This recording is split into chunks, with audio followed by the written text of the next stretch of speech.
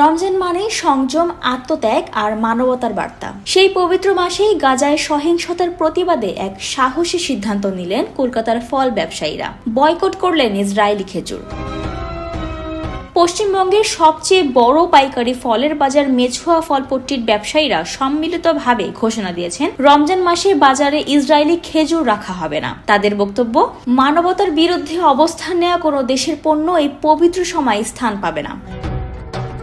পাইকারি বিক্রেতারা জানিয়েছেন, কলকাতা সহ গোটা পশ্চিমবঙ্গের বাজারে ইসরায়েলি খেজুরের সরবরাহ বন্ধ রাখতে কঠোর নির্দেশনা দেওয়া হয়েছে। নজরদারিতে দেখা যায় কিছু অসাধু চক্র কিং সোলেমান রিচ কান্ট্রি বা জর্ডানের খেজুর নামে মোড়ক বদলে পণ্য বাজারজাতের চেষ্টা করছিল।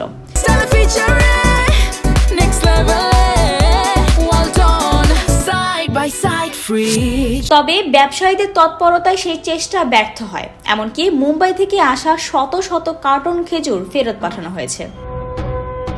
এই উদ্যোগকে স্বাগত জানিয়েছেন সাধারণ ক্রেতারাও। অনেকেই জানিয়েছেন, ভিন্ন নামে ইসরায়েলি পণ্য ঢুকে পড়ার আশঙ্কায় তারা দেশি বা অন্য দেশের খেজুর কিনতেই স্বাচ্ছন্দ্য বোধ করছেন। বর্তমানে ভারত, ইরাক, ইরান, সৌদি আরব, আলজেরিয়া ও তিউনিসিয়া থেকে আমদানি করা খেজুরের চাহিদা বেড়েছে।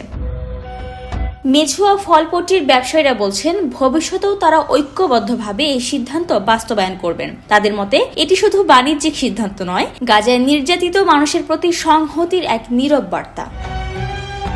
Desk report, Bangladesh bulletin.